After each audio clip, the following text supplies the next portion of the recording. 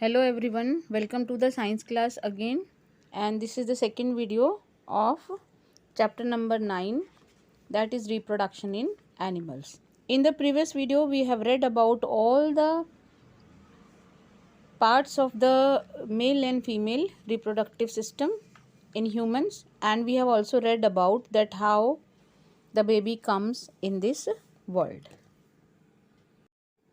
Now we are going to read about how the reproduction takes place in a frog.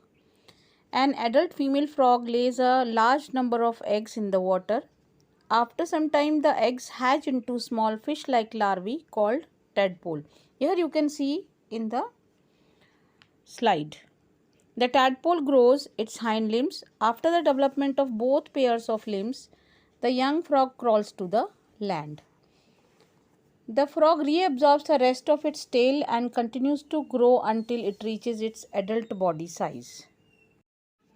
Here there is a word that is called as metamorphosis. Now here you have to understand it. What is it?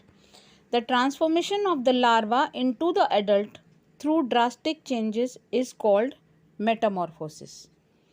And the example is frog. Here you can see that when we compare the tadpole and the frog, they are not similar to each other. This is why we call it metamorphosis, because it is a drastic change or a change which nobody could have expected. Now we will read about asexual reproduction, and in asexual reproduction we already know that there are several methods of asexual reproduction in which binary fission, budding, fragmentation, regeneration is there. But we are going to read about only two methods, that is binary fission and budding. So first of all we are going to read about budding. Now budding is a type of asexual reproduction. In budding, a small outgrowth called bud is formed on the body of the parent organism, which grows in size and gets detached to form a new organism. Budding occurs in organisms like hydra, sea anemone, sponges and corals.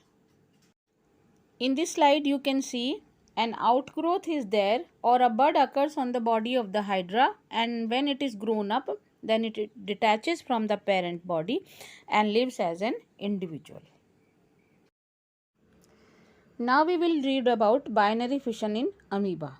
When we talk about binary fission, so it is the simplest method of asexual reproduction that occurs in unicellular organisms. In binary fission, the parent organism splits or divides to form two new organisms of the same kind. When we see a fully grown amoeba, the nucleus lengthens and divides into two parts. After that, the cytoplasm of the amoeba divides into two parts around each nucleus. In this way, a single parent, that is amoeba, divides to form two daughter amoebae. The two daughter amoebae produced by binary fission grows to their full size and divides again. Okay class, this finishes your chapter and we will read next chapter in the next video.